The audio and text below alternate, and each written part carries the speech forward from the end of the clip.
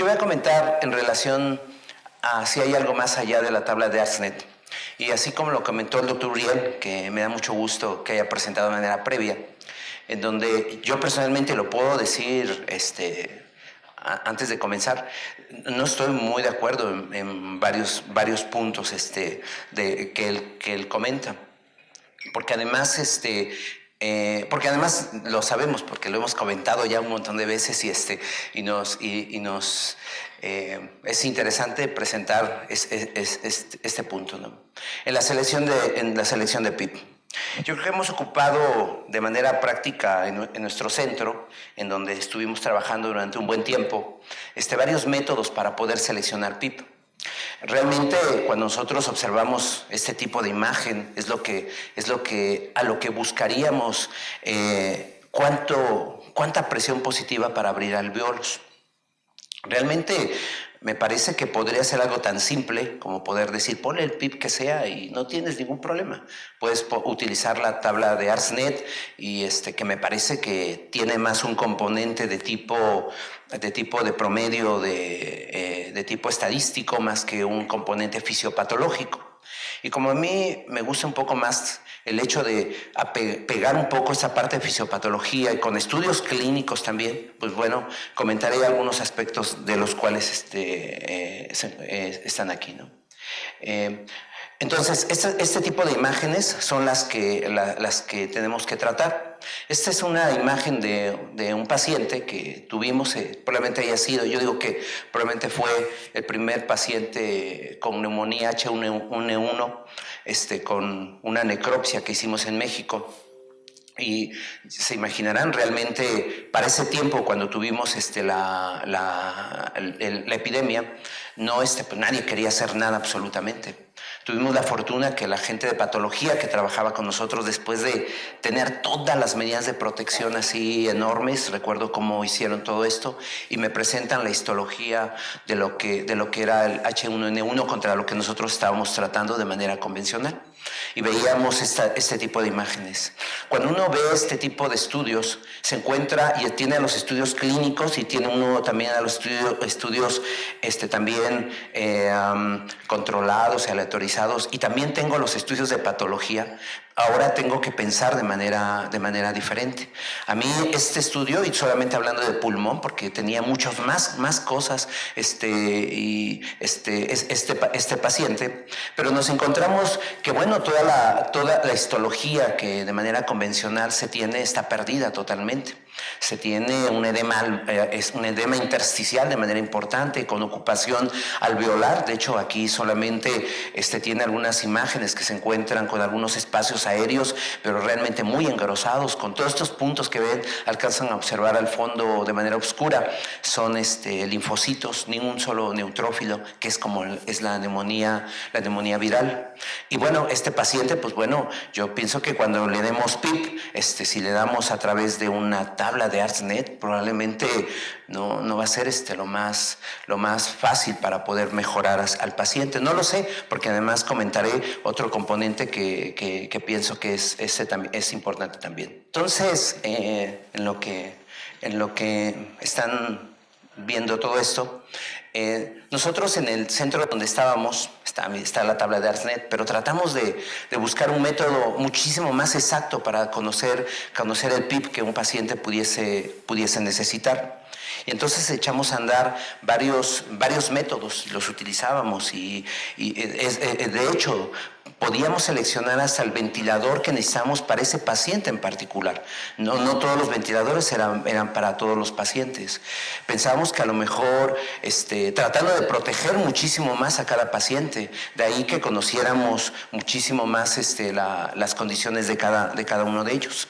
Uno de los aspectos que, por ejemplo, lo veremos más adelante, que echamos a andar, por ejemplo, de manera inicial, fue a través de estar buscando las herramientas que podíamos tener desde el punto de vista fisiológico. Yo cuando veo este estudio, que lo leímos varios, yo lo leí varias veces porque me gustó hacerlo, ver de manera detallada a los pacientes que tenían, cómo olvidar este estudio, que bueno, es de 1969 creo, en donde parte de los que aprendimos, de los que aprendimos parte de esta historia de ventilación mecánica, leímos. Y bueno, aquí por ejemplo, en este estudio se cita de que la presión positiva fue lo más útil en combatir las atelectasias y la hipoxemia de estos pacientes. Y tenemos esa referencia de que ahí fue cuando se utilizó, no por primera vez, pero fue cuando se reporta algo en relación al uso de PIP. Pero vemos los números, estos fueron los pacientes. 6 pacientes que tenían, 5 pacientes a los cuales se les dio PIP.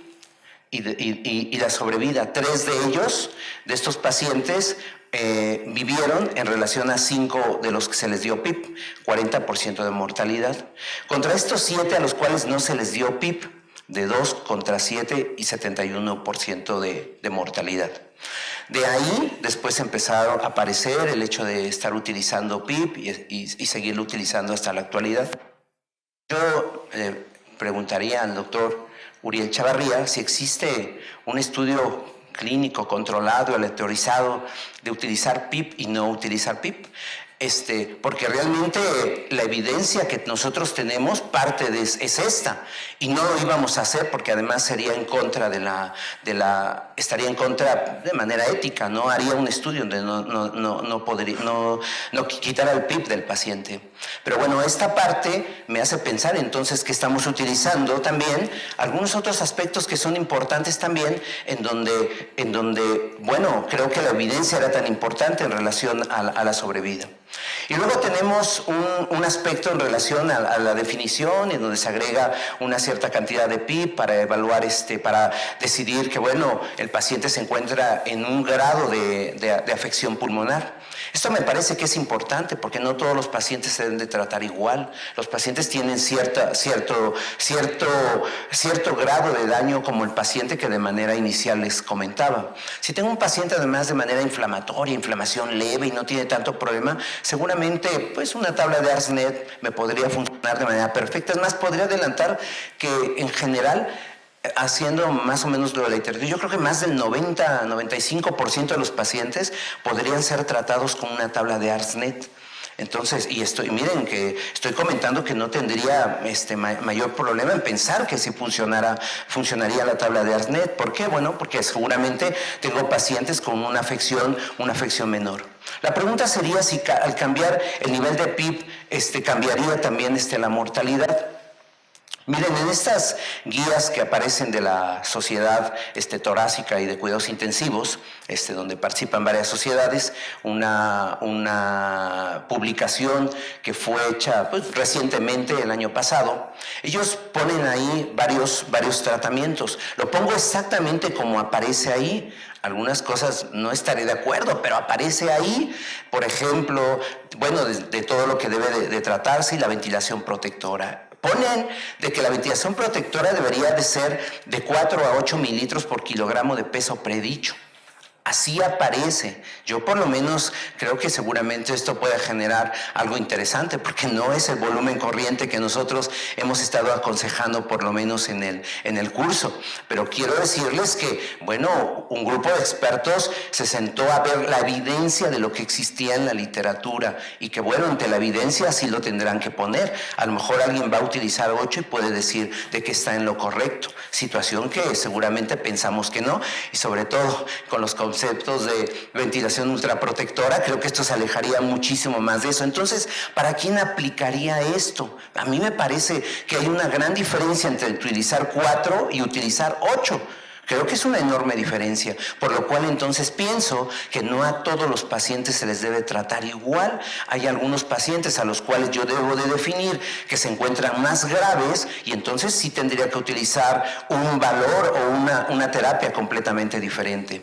Presión meseta sí lo pongo en menos de 30. Nosotros hemos comentado que, bueno, entre más nos alejemos también de este número, es muchísimo mejor. La literatura reporta otros datos también, pero bueno, es importante también. la diferencia de presión meseta con PIB, la posición prono como algo importante, y ellos ponen ahí PIB elevado también, y lo citan dentro del estudio. Presión positiva al final de la aspiración, bueno, no quiero comentar que corresponde a esta presión que queda al final de los alvéolos, como lo sabemos, no existe un PIB fisiológico, es un término erróneo, todavía sé que de ustedes ya nadie lo utiliza, pero todavía de repente lo llegamos a escuchar. El PIB sirve para evitar el colapso alveolar de aquellos alvéolos que ya han sido abiertos, o sea, realmente no estoy utilizando PIB para estar abriendo alvéolos. En forma inicial podría comenzar con un PIB que de acuerdo a todo esto podría poner 5 de PIB, pero de acuerdo también a mi paciente podría ajustar un nivel de PIB. Lo que nosotros queremos realmente es tratar a un paciente en el cual los alvéolos se abran, pero durante la fase expiratoria se mantengan abiertos. Y no esta situación, esto es importante, creo que la literatura tiene muchos datos en relación a que esto nos genera daño. Y entonces cuando yo me quedo pensando, si yo pongo y titulo nada más a un paciente muy grave, de por sí la enfermedad es tan heterogénea que realmente algunos alvéolos seguramente deberían estarse colapsando y otros seguramente sobredistendiendo. Pero yo lo que quiero es algo más fino todavía. Lo que deseo es tener a un paciente en el cual sobredistienda menos y tenga menos colapso también. Y eso no se trata de un aspecto únicamente de tipo epidemiológico, de datos epidemiológicos, de datos aritméticos. Necesito datos más finos para poder llevar a mi paciente a esa condición. De por sí es una enfermedad tan heterogénea que realmente esto que comento, no sobredistender tanto y no tener tanto colapso, es una cuestión bien compleja que tenemos al lado del paciente, y me parece que es una responsabilidad bien importante entonces tener que definir qué es lo mejor para cada paciente, y en ese punto creo que tendría varios aspectos que tener que demostrar en datos, ¿no? Por ejemplo, si tuviésemos un paciente que tiene una APF de 125, una saturación de 90% con un PIB de 12, PF de 125. Una pregunta sería, ¿incrementaríamos el PIB o continuaríamos con el mismo nivel de PIB? ¿Lo llevaríamos a un valor mayor o nos quedaríamos aquí? Yo creo que el incremento de PIB la pregunta sería, ¿y podría modificar la mortalidad? ¿Para qué incrementar más PIB? ¿Para qué llevarlo a más presión positiva? ¿Para tener mejor oxigenación? No estoy pensando en eso. Mi oxigenación la tengo tal vez en 90% de saturación y estoy bien. Yo no estoy pensando en proteger alvéolos, en que no se estén cerrando y abriendo y que no esté sobredistendiendo. A lo mejor necesito menos PIB, no lo sé, pero lo tengo que titular de manera aceptable. Porque las metas de oxigenación, bueno, es otro punto aparte. O sea, yo realmente sé que debo de buscar la mejor meta de oxigenación para evitar el menor daño posible, tanto por el hecho de tener hipoxemia como por tener hiperoxemia. Pero ese punto lo puedo alcanzar también. Por ejemplo, un paciente puede saturar 87%, como lo vimos en pacientes con mucho daño pulmonar en la primera etapa de H1N1. Y entonces veíamos, el paciente saturaba 88%. Subíamos PIB 12, 88%. Subíamos a 14, 88%. 16, 88%. Íbamos hacia arriba, lo pronábamos, 88%. ¿Qué PIB le dejábamos? ¿Para qué quería seguir subiendo PIB si realmente el paciente tenía algo que le faltaba? Saber si el paciente tiene capacidad de reclutamiento alveolar. Y entonces ahora tendría que buscar esa capacidad de reclutar y tengo que saberlo, estudiarlo, buscar, pero ¿cómo saber ese dato? Realmente no está tan sencillo, no se trata nada más de oxigenación. Efectivamente, el doctor Uriel coloca este análisis que se hizo en relación a la respuesta de la oxigenación en relación a la presión positiva y el efecto sobre la mortalidad en esos estudios que se sumaron. El estudio fue publicado hace algunos años y muestra algunos datos, pero a mí me gusta mucho Este está, hacia aquí se encuentra la mortalidad la mortalidad que va del 0 al 100%, ¿no? Hacia arriba. Y de este lado se encuentra el cambio en la relación de oxigenación, en la PEF, en milímetros de mercurio, siguiendo a la modificación del PIB. Si nosotros tuviésemos en este punto en el cual empezamos a incrementar PIB, aquí se disminuyó, hacia aquí empezamos a incrementar PIB de manera progresiva, bueno, nos damos cuenta realmente que la mortalidad viene disminuyendo a medida que la PF va mejorando. No es tan simple así solamente poder analizarlo, tiene un aspecto también que es importante. Yo creo que había mejoría en la oxigenación, era por mayor reclutamiento alveolar, no era por el hecho de tener más oxigenación, era porque estaba yo abriendo alveolos que se encontraban cerrados y que evitaba que estuvieran en una reapertura cíclica. ¿Por qué? Porque además la pregunta sería, ¿vieron la mortalidad de lo que Petty, Levine, Bigelow publicaron hacia el 69? La mortalidad cuando utilizaron PIB, 40%. Y nuestras mortalidades han permanecido, bueno, yo creo que sí han disminuido, pero una pregunta sería importante, ¿por qué esperar este cambio en la mortalidad si no estamos haciendo cambio en el tratamiento de manera tan importante? Creo que gran cantidad de conocimientos ha generado fisiopatológico de la enfermedad como para hacer varias aplicaciones y no dejarlo solamente en una tabla que me parece que es un poco menos con fundamento fisiopatológico. La respuesta positiva en la PF al incrementar PIB es mejor cuando el paciente está más grave o a mayor cambio de PIB existe mayor posibilidad de respuesta en la PF. A todo paciente que yo le suba PIB va a tener mejor respuesta. No, los estudios mostraban esto, es algo errático. Yo le subo PIB a un paciente y puede pasar lo que sea. Realmente lo que tengo que buscar es si tengo capacidad de reclutamiento, si no tengo esa capacidad, ¿para qué darle más PIB a mi paciente? Lo voy a lesionar más también, entonces tendría que estudiar esto. La respuesta a la oxigenación al incremento PIB podría predecir si el paciente tendrá un beneficio en la mortalidad y que puede estar relacionado a este reclutamiento pulmonar y protección contra la apertura y cierre alveolar. Los pacientes con menor capacidad de reclutamiento pulmonar no se beneficiarán y podrían ser dañados por sobredistensión. Entonces tengo que buscar esto al lado de mi paciente. Existen otras recomendaciones más en relación a si utilizar, cuánto PIB utilizar, si es bajo o alto. La interpretación que comenta el doctor Uriel, yo leí el artículo del JAMA, el primer artículo, y viene la primera conclusión hacia arriba donde dice la mortalidad es igual entre el PIB alto y PIB bajo. Pero en la misma conclusión abajo, busquen el artículo y se encontrarán otro aspecto diferente que a través de los años creo que se ha fundamentado. La recomendación de ellos, y dice la recomendación para la siguiente intervención es condicional. De ahí el hecho de que el doctor Uriel nos hiciera favor de decir que es condicional, PIB alto en pacientes con ARTS moderado o grave. ¿Condicional a qué? Seguramente a que tenga capacidad de reclutamiento. Todo es condicional, todo lo que hacemos es condicional. Tomamos decisiones en relación a cierta condición del paciente. Eso es lo que nos está dando la definición. Si yo tengo una condición, tengo que generar también una respuesta también al respecto. PIB alto contra PIB bajo. Estos son los datos del 2017 y habla de estrategias de alto o bajo PIB. Fueron evaluadas 8 estudios ECAS, 2.728 pacientes, PIB de 15 contra 9. Se excluyeron 2 estudios que no utilizaron volumen corriente bajo.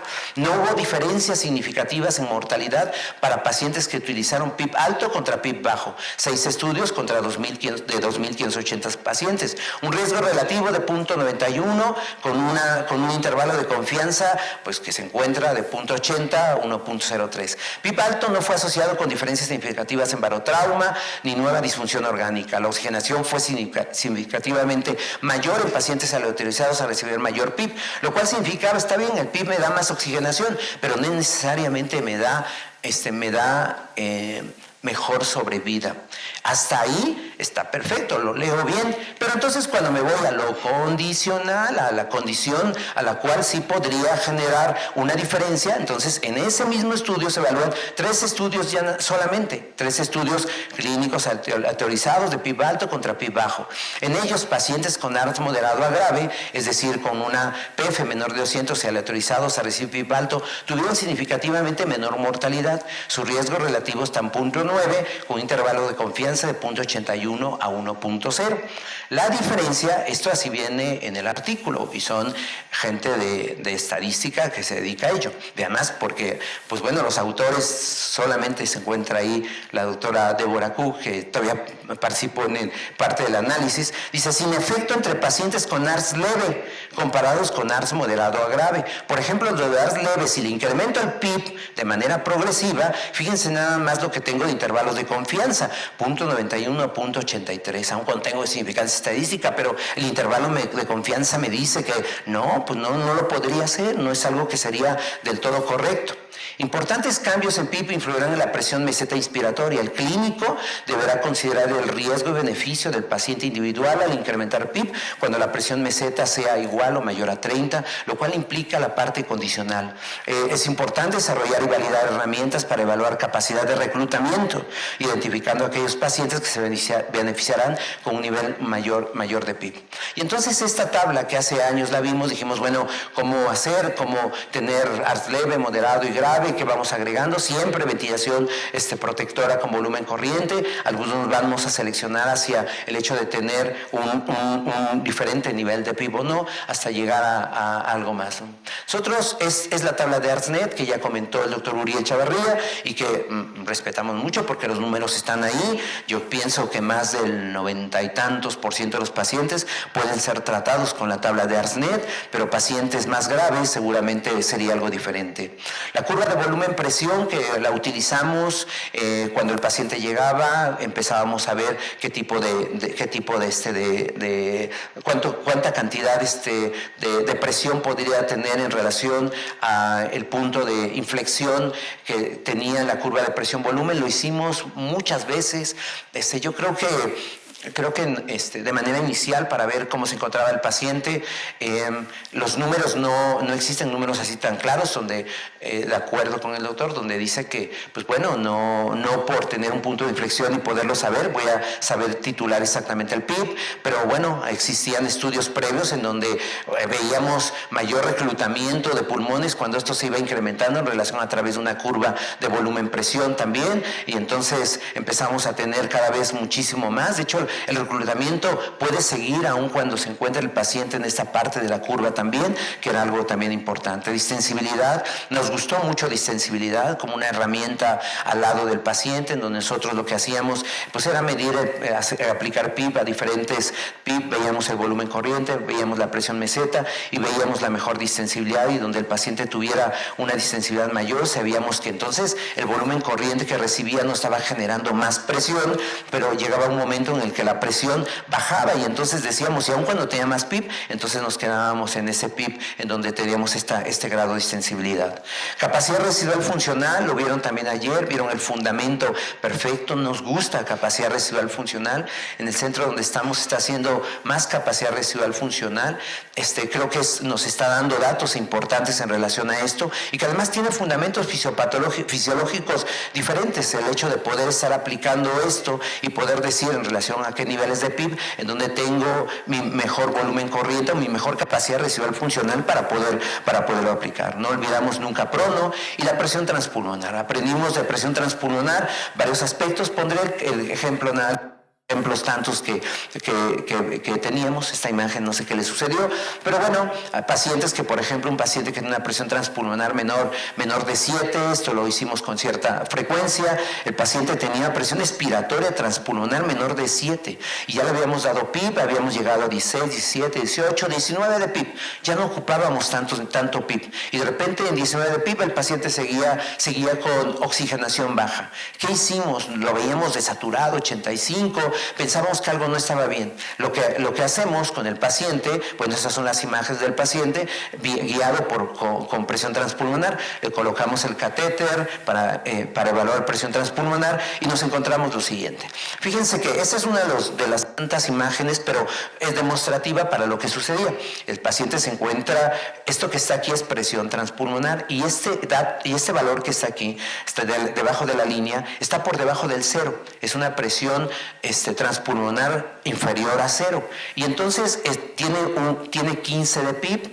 Sí. ¿Cuánto de PIB le tenemos que dar al paciente en relación a esto? Pues bueno, era muy fácil porque no apareció en la imagen, era muy fácil, pero miren, cuando se aplica esto, le damos el PIB, ajustamos el PIB en relación a la presión transpulmonar, de tenerlo en 19, yo les había dicho, aquí se ve 18, y lo llevamos a 21 de presión, de presión positiva, a 21, y con esto la oxigenación se va hacia arriba, de manera espectacular, importante, lo cual me hacía pensar que ese valor que nosotros teníamos, y si lo hubiésemos hecho por la tabla de ARSNet, no lo hubiéramos logrado. El paciente necesitaba ser guiado mediante otra forma para poder titular el PIB. Y solo cuando lo ajustamos con presión transpulmonar vemos esto. Me pregunto, ¿tenía este paciente capacidad de reclutamiento?